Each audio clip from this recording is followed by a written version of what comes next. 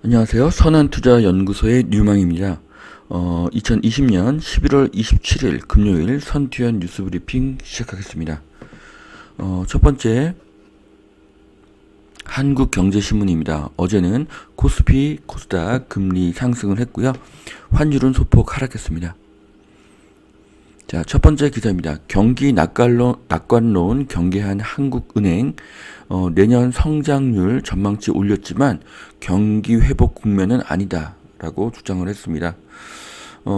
내년 경제 성장률을 종전에 마이너스 1.3%에서 마이너스 1.1%로 높였고요. 내년 경제 성장률은 2.8%에서 3%로 올렸습니다. 자, 올해 경제 성장률은 마이너스 1.1%고요. 이것은 글로벌 평균으로 보았을 때 상당히 높은 수치입니다. 자, 내년에는 3%를 예상을 하고요. 이것도 상당히 높은 수치입니다. 그 이유는 한국이 4차 산업 강국이기 때문입니다. 자, 중국산 군 감시 카메라가 해킹용 악성 코드가 심겨져 있는 것이 발견이 됐다고 합니다. 네, 군용 카메라에 그 해킹용 악성 코드가 심겨져 있다니 굉장히 놀랍습니다. 자, 세금인가 벌금인가 종부세 쇼크, 절세 혜택 공동 명의 뒤통수. 이제 부부 공동 명의를 절세용으로 하는 경우가 이렇게 많았었는데요. 0.5 플러스 0.5는 일이 아니라는 정부. 부부 공동 명의는 종부세 공제에 역차별을 받고 있다. 이런 기사입니다. 자, 요즘에는 뭐 부부 공동 명의가 아니라 절세를 위한 이혼이 늘고 있고요. 7, 80대 어르신들도 절세를 위해서 이혼을 쉽게 생각하는 것을 보면 굉장히 놀랍습니다. 자, 그만큼 세금이 부담이 되는 시대입니다. 자, 다음 기사는요. 이사를 가려고 해도 양도세, 취득세 겹겹 압박을 받고 있다. 퇴로 없는 세폭탄, 난감한 은퇴 1주택자.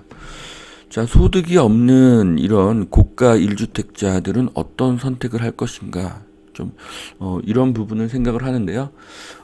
제 생각에는 뭐 양도세가 적다고 하면 그 집을 팔고 다른 주택을 두세 채를 사서 그 중에 한 채는 본인이 살고 나머지는 세를 주는 방법을 선택하지 않을까라고 생각을 하는데, 어쨌든 그 주택을 파는 양도세도 굉장히 높아서 팔지를 못한다고 하면 서울의 고가집을 팔지 않고 월세를 주고 경기도에서 월세를 살게 되면 그 두 곳의 월세의 차액이 상당할 것으로 예상이 되고요.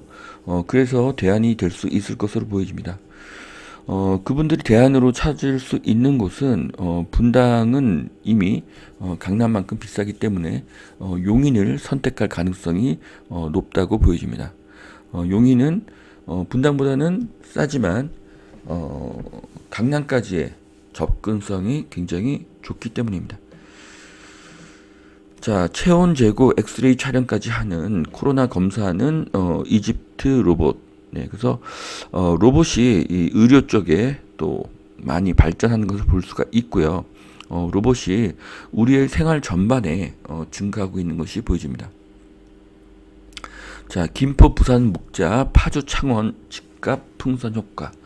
네, 요즘에 또 파주가 또 많이 상승을 했죠. 네, 그래서 저도 이번 21일 날 그 투자처 강의를 할 때 그 파주의 한 지역을 추천을 했었는데요.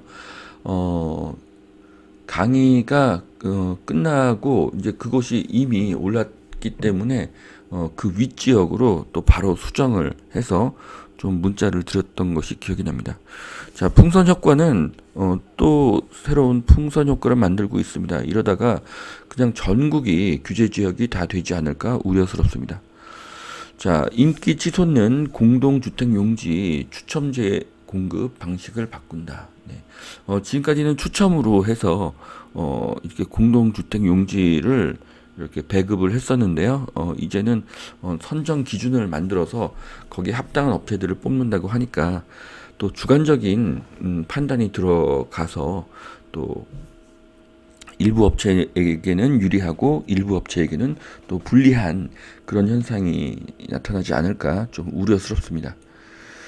자, 대전 힐스테이트 또한 2차 공급을 한다고 합니다. 오피스텔 516실인데요. 네, 견본주택을 개장을 했다고 하죠. 여기서 좀 눈길을 끄는 것은 전용 면적이 84제곱미터입니다. 네, 그러니까 전용 면적이 작지가 않죠. 네, 총 516실로 되어 있고요.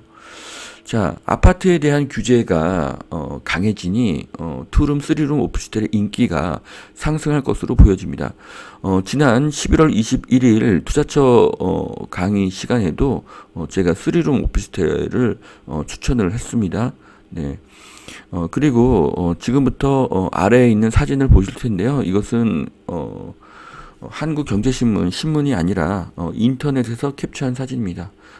이 그림들을 보시면은 거의 그 타워형 아파트와 유사한 것을 보실 수가 있습니다. 자, 지하 4층, 지상 14층, 8개 동 516실 규모. 네, 그러니까 오피스텔이 이제 건물 하나가 아니라 이렇게 8개 동으로 지어지는 거죠. 보시면은 상당히 좀 아파트와 유사한 모양을 띠고 있다는 것을 아실 수가 있습니다. 자, 그리고 여기서 또 주목해야 될 것은 전용 84 오피스텔은 전용 5구 아파트와 실사용 면적이 같다는 것입니다. 네. 자, 그 다음 오피스텔 분양권도 주택수에 포함이 되는가? 그 다음에 주거용 오피스텔의 경우도 취득세가 중과되는가? 그리고 오피스텔도 주택수에 포함이 되는가? 네, 이런 것들에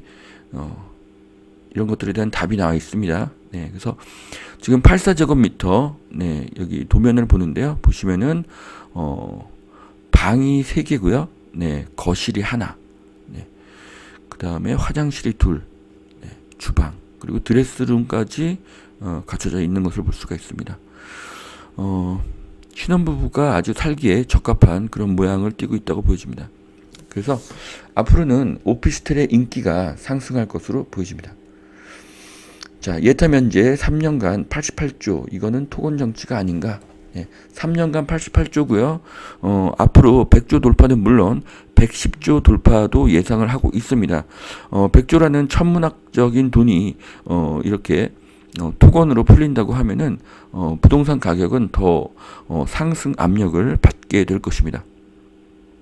자, 두 번째 매일경제신문 보시겠습니다. 김포 누르자 파주, 부산 묵자 울산 집값의 풍선 효과가 일어난다. 네, 그래서 지금 파주가 많이 상승을 하고 있고요. 또 울산, 창원 이쪽이 많이 상승하고 있다고 합니다. 자, 이 기사에서 주목할 것은 익명을 요구한 어떤 전문가가 어떻게든 돈이 서울 부동산으로 오지 않고 지방에 머물기를 원해서 일부 규제 지역을 풀지 않고 두는 것이라는 그런 의견도 있습니다.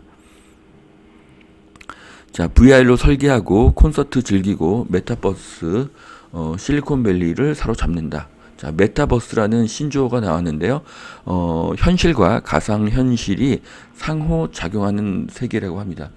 자, 지금 코로나로 해외 출장이 쉽지가 않죠. 그래서 이렇게 VR로 그 다른 나라의 기계를 또 다른 나라의 엔지니어가 VR을 보고 고치는 그런 일이 현실에서 지금 일어나고 있습니다. 그런데 이런 일들이 앞으로 많아지겠죠. 그러니까 저희가 가상현실에 가서 무언가를 보고 무언가를 사고 또 무언가를 즐기는 그런 세상이 앞으로 펼쳐질 것입니다. 그래서 메타버스란 그 우리가 영화 매트릭스에서 보는 그런 가상 현실입니다. 이것은 점점 더 현실과 더 흡사해질 것이고요. 앞으로 인류는 두 가지 세상에 살 것입니다. 네. 리얼 월드와 가상 월드 두 군데서 살게 되겠죠.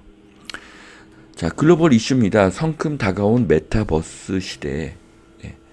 그래서 인터넷 시대, 모바일 시대, 그 다음으로 오는 것은 메타버스의 시대, 가상 현실의 시대가 올 것이라는 것입니다. 저도 상당히 동의하고 공감합니다. 자, 코로나 확진자 숫자가 가팔라지는데 어떤 규제는 느슨해진다 이런 것입니다. 그래서 독일, 프랑스, 영국, 스페인의 예가 나왔는데요. 전 세계에서 코로나의 두려움이 점점 줄어드는 것으로 그렇게 보여집니다. 자, 대전, 세종 통합 시너지 벤처 인큐베이팅 도시로 키우자. 지금 세종을 중심으로 해서 앞으로 충청남도, 충청북도도 그렇게 새로운 거대 도시가 될 것으로 보여지고요.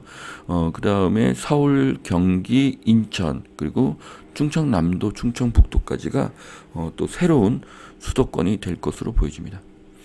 자, 충청권 서울 인구 10% 끌어들일 메가 리전이 돼야.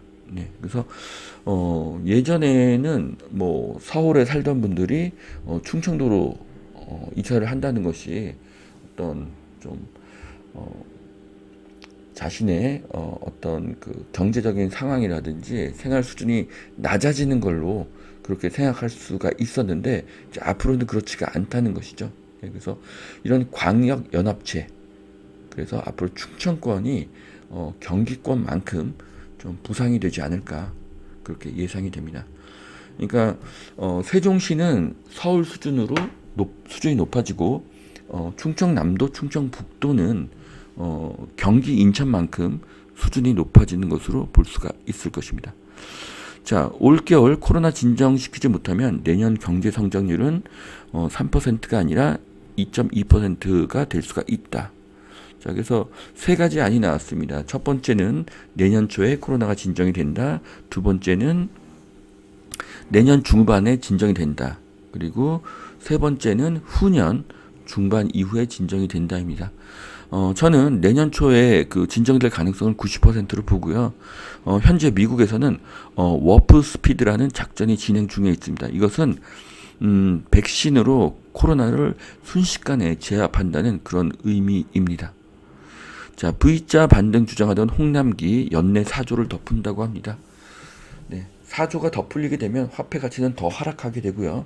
현금을 가지고 있는 것도 상당히 불안한 시대가 되고 있습니다. 자, 팬데믹 이후 식품 르네상스, 면역, 친환경 푸드가 뜬다. 네, 앞으로 뭐 자동차도 그렇고요, 음식도 그렇고 모든 그런 산업들이 친환경이 대세인 시대로 가고 있습니다. 자, LG 스마트 홈 콘텐츠 개발, LG 디스플레이가 또 스타트업과 함께 또 OLED 기술을 기반으로 한 스마트 홈 콘텐츠를 개발하고 있다고 밝혔습니다. 네, 그래서 이것들이 앞으로 저희가 이제 TV를 통해서 뉴스와 드라마를 보는 것뿐만 아니라 많은 양방향 데이터를 주고받게 될 것으로 그렇게 예상이 됩니다. 그래서 TV와 기술이 결합하면서 시너지를 낼 것이고요. 이런 것들이 LG전자가 앞서간다고 하니까 굉장히 기대가 됩니다. 자, 그 다음 기사는요. 창동역하고 노원역 이 동부권을 서울의 제4의 도심으로 만들자는 것인데요. GTX-C가 개통일 때는 유동 인구가 430만이 될 것이다. 뭐 이런 기사입니다. 자, 그래서 예전에 그 노도광이라는 단어가 있었을 만큼 노도광은 일자리도 없고 일자리까지의 이동 시간도 길었던 노원구였는데요. 그런데 GTX와 또 이렇게 지식산업센터 복합상업시설 개발들이 이루어지게 되면은 일자리 문제와 교통 문제가 두 가지가 모두 해결이 되고 그로 인하여 이 부근의 부동산 가치가 급격하게 상승하게 될 것입니다. 자, 스마트 시티 디지털 플랫폼, 네, 온라인 공론장, 뭐 다수 의견 취합, 그리고 디지털 가상도시. 그래서 시민의 의견이 바로바로 반영되는 어떤 아이디어가 바로 이 도시에 반영이 되는 이제 그런 순환을 이렇게 그림으로 보여주고 있는데요. 스마트 시티는 이제 코앞으로 다가온 미래고요. 전 세계에서 한국이 가장 앞서고 있습니다. 자, 여기까지 2020년 11월 27일 금요일 선티원 뉴스 브리핑 마치겠습니다. 오늘도 투자에 도움이 되시길 바라고요. 오늘도 행복한 하루 되시길 바라겠습니다. 감사합니다.